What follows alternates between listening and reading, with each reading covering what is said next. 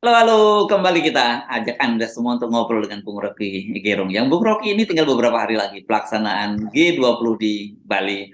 Kita sudah mulai dapat daftar-daftar nama kepala negara atau kepala pemerintahan yang akan hadir. Yang jelas Putin. Nah, ini salah satu bintangnya di G20 itu dipastikan tidak hadir. Sementara Zelensky yang sebenarnya dia ini kan kalau Ukraina ini bukan anggota G20 ya, tapi diundang oleh Pak Jokowi juga ternyata tidak akan hadir. Pada waktu itu Zelensky menyatakan dia akan hadir kalau Putin tidak hadir, tapi ternyata sekarang Putin tidak hadir, Zelensky juga tidak hadir. Ini saya kira menarik. Dan yang kedua, di tengah situasi semacam itu, polisi ternyata kemudian menyita ada 5.000 detonator di Samar Kanun Kardusmi, dan itu ditemukan di perairan Situbondo. Situbondo ini kan on the way to Bali ini. Ini orang tetap sensitif dan dengan situasi semacam ini. Ya itu pasti akan ada bantahan misalnya bahwa ya itu detonator yang gak ada hubungannya dengan peristiwa di Bali. Tapi bagi intelijen dunia itu akan ditafsirkan bahwa memang ada ketidakamanan, minimal ketidaknyamanan tuh. Karena setiap gangguan keamanan potensinya itu pasti dikaitkan dengan pertemuan di Bali itu. Dan itu juga yang menyebabkan kita berpikir bahwa memang G20 itu ya itu tradisi biasa aja, tapi bagi Indonesia kelihatannya itu upaya untuk menaikkan profil Pak Jokowi. Dan udah berbulan-bulan itu isu G20 di mana-mana, dan kita nggak tahu yang mau dilakukan apa sebetulnya tuh. Dalam keadaan dunia compang-camping juga udah pasti nggak ada yang bisa dilakukan kan. Jadi apa yang misalnya yang di minggu ini di Ekonomis, majalah Ekonomis itu memastikan bahwa capaian 1,5 derajat itu, turun 1,5 derajat suhu dunia itu nggak mungkin tercapai itu. Dan seluruh dunia udah menganggap bahwa pertemuan di Bali itu tidak akan ada komunikasi apa-apa tuh, selain ya sodor menyodorkan proposal tuh. Tetapi secara global kan orang tetap lihat bahwa dunia masuk di dalam ketegangan politik sekaligus kesukaran ekonomi, dan itu sebetulnya nggak ada cara buat menyelesaikan itu kecuali Amerika Serikat mengatakan oke, kami nggak akan lagi membackup Ukraina, dan Rusia menganggap bahwa oke, kami akan mundur dari situ tuh. Tetapi selama ketegangan di situ ada, ya ekonomi nggak akan bertumbuh, nggak akan berubah. Jadi kalau orang bayangkan misalnya G20 itu kan untuk menghasilkan perdamaian di Eropa. Kalau Putin dan Zelensky nggak hadir, itu artinya nggak akan ada pembicaraan tentang perdamaian, gampang aja tuh. Jadi sebetulnya dari awal ya G20 udah gagal, karena masalah intinya yaitu intervensi Putin ke Ukraina itu tidak bisa dibicarakan di forum yang seharusnya dimaksudkan untuk itu. Jadi G20 yang tadinya forum untuk mengatur ketertiban ekonomi dunia, sekarang fokusnya pasti pindah soal ketegangan di Eropa, dan dua tokoh itu nggak hadir, artinya forum itu nggak ada nilainya sebetulnya tuh. Hal yang diharapkan Jokowi bahwa dia bisa menghasilkan semacam kesepakatan, semacam ya gencatan senjata kecil lah antara Ukraina dan Rusia, itu bakal nggak ada tuh. Dengan kata lain nggak ada kesimpulan nanti di G20. Ya, kan begini ya, supaya kita supaya lebih proporsional gitu. Kenapa? Karena seperti Anda nyatakan tadi, memang ada, saya melihat ada semacam glorifikasi gitu berkaitan dengan penyelenggaraan G20. Ya, glorifikasi. Ya, sementara kita menganggap ya itu biasa saja. Mari kita putar sebentar ya. Kan terakhir itu, kan kita kemarin singgung itu ini soal abjad. Sebelumnya kan tuan rumah G20 ini adalah Italia. Seharusnya giliran berikutnya itu adalah India. Tetapi karena Indonesia pada tahun 2020, Indonesia itu harus baru dapat nanti tahun 2023, Bung Rocky, kan gitu jadwalnya ya. Setelah India, baru Indonesia. Tapi karena Indonesia pada tahun 2023 itu jadi tuan rumah juga KTT ASEAN, kemudian mereka melobi dan minta agar dimajukan. India mengalah menjadi 2023. Jadi sebenarnya itu memang proses biasa saja, jadi nggak ada yang terlalu luar biasa. Tapi kemudian kemarin kita juga menyimak ada hal yang memalukan, bagaimana kemudian sampai diklaim hasil pengumpulan dana dari Bank Dunia untuk penanganan pandemi juga diklaim itu sebagai keberhasilan Indonesia memimpin G20. Kan ini yang kayak gini-gini nggak proporsional saya kira. Sangat nggak proporsional, karena ini peristiwa yang biasa sekali itu. Abjadnya I, kalau publik lihat misalnya abjadnya A, ketemunya Argentina itu. Hmm. Dan orang kan kaget bahwa di Argentina G20 itu dilakukan di lapangan terbuka pakai tenda tuh di tengah kota Argentina panas Ya. itu. Jadi nggak ada glorifikasi di situ. Ada diistimewakan. Nah, jadi bayangkan Indonesia itu dari awal menggunakan G20 itu untuk mengeluh-elukan Presiden Jokowi. Ya. Itu nanti ada Bali, forum segala macam. Coba aja cek di peristiwa G20 ketika Argentina jadi tuan rumah, itu dibikin tenda gede di tengah kota. Delegasinya masuk ke dalam tenda itu tuh. Jadi nggak ada hal yang spesial di situ sebetulnya. Padahal sebetulnya dari awal kan kita mau hitung kemampuan Indonesia untuk jadi semacam sinyal terbitnya harapan tentang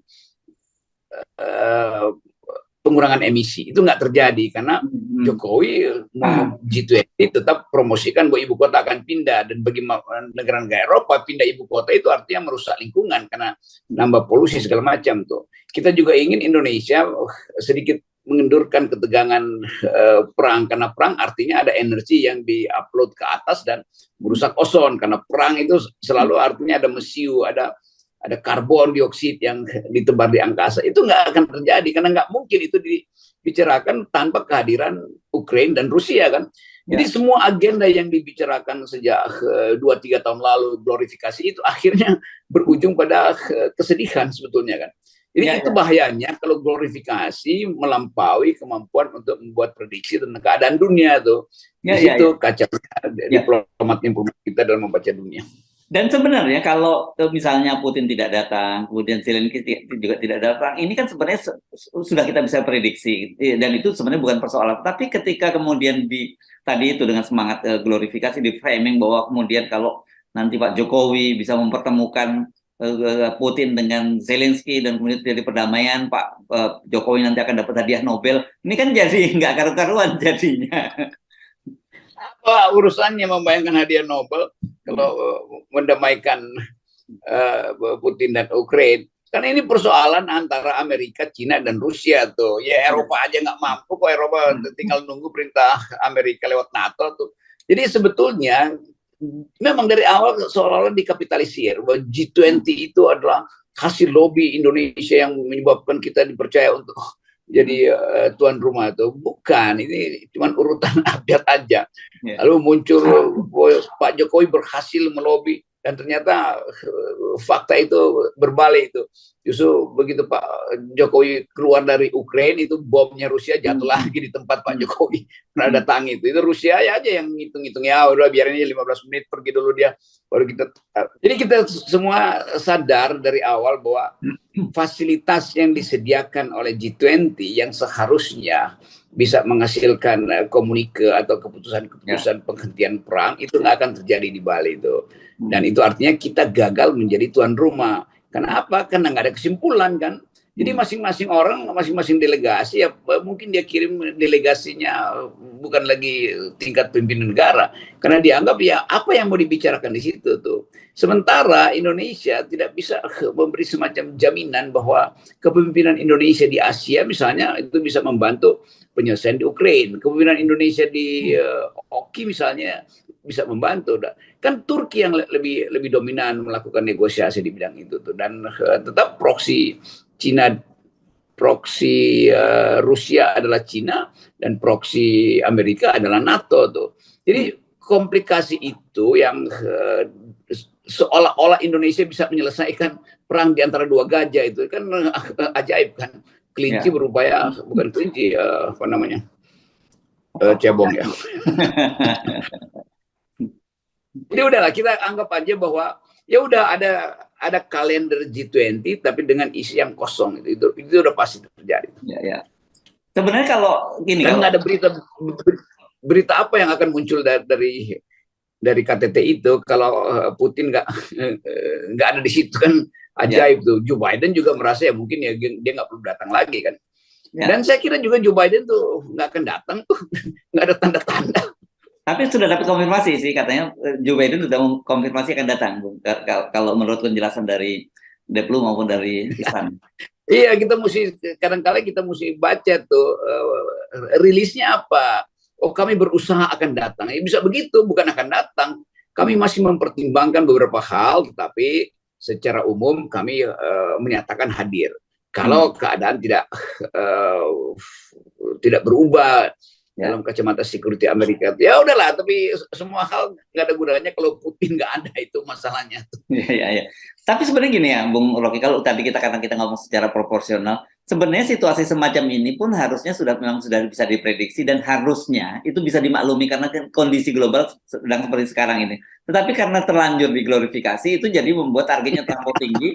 Jadinya ketika ini jadinya kesannya gagal. Padahal kan sebenarnya dengan di KTT ini kalau targetnya misalnya tingkat okupansi hotel-hotel di Bali penuh kembali, terus kemudian banyak delegasi yang masuk ke Indonesia dan sebagainya, karena kan ada pertemuan-pertemuan pertemuan formal lainnya di level bawah di luar G20 kan, tingkat menteri juga berlangsung. Jadi sebenarnya kalau targetnya itu harusnya Indonesia nggak perlu merasa gagal, Bung Rocky. Ya mestinya begitu. Jadi ya rasional aja lah, pragmatis aja. Oh, memang keadaan dunia kita nggak perlu berharap ada sukses besar-besaran. Tapi karena dari awal ini komoditas untuk naikin legitimasi presiden udah di blow up, di blast sedemikian rupa sehingga seolah-olah ini hebat. Dari awal kan udah kita berhasil, kita akan tentukan nasib dunia lewat G20. Hal yang sederhana, orang tahu. Itu besok juga pindah presidensia kepemimpinan itu juga pindah nanti ke India dan lain lagi isunya di situ kan. Jadi sekali lagi permainan diplomasi yang kacau, dan itu justru akan dicatat sebagai Indonesia tuh ngomong doang akhirnya kan, menggede-gedekan bahwa dia bisa menjamin perdamaian dunia, dia bisa menjamin jadi motor perubahan berlanjutnya pertumbuhan ekonomi. Itu nggak akan ada keputusan di situ. Yang ada adalah ketegangan, karena dari sekarang masyarakat Bali itu udah merasa nggak boleh ada kegiatan apapun, disterilkan habis-habisan tuh. Jadi justru ketegangan yang muncul, bukan kedamaian. Apalagi nggak ada suara dari Y20, Youth 20 ini nih, anak-anak muda yang harusnya diterima untuk melakukan parallelization tuh. Pak Jokowi nggak pernah tuh terima teman-teman muda ini untuk bicara tentang climate change. Bahkan kemarin lebih gila lagi tuh, Greenpeace yang punya hak untuk menuntun isu lingkungan di G20 itu dihalangi untuk masuk di situ tuh. Jadi apa poinnya kalau nggak ada semacam countervailing force dari suara masyarakat sipil? Ya. Oke, jadi mari mulai sekarang saya kira sedikit menurunkanlah ya ekspektasi yang berlebihan gitu, karena itu sebenarnya yang lebih rasional gitu ya. Kalau kita tidak menginginkan, saya kira G20 itu gagal, tidak, tetapi kita justru mengajak jauh lebih rasional. Jangan diglorifikasi dengan kalimat-kalimat hiperbola, apalagi kemudian klaim-klaim yang bisa membuat malu Indonesia sendiri.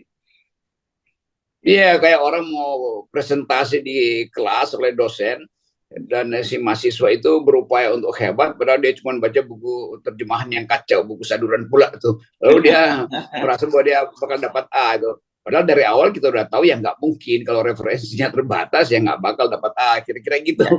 Ya. Dengan cara begitu jadi lebih santai kan gitu ya. Iya, itu memaksakan 20%, padahal sebetulnya 0% aja udah cukup. Oke, kalau gitu kita sepakat dan kita mulai semuanya dengan 0% ya, Bung Rocky ya.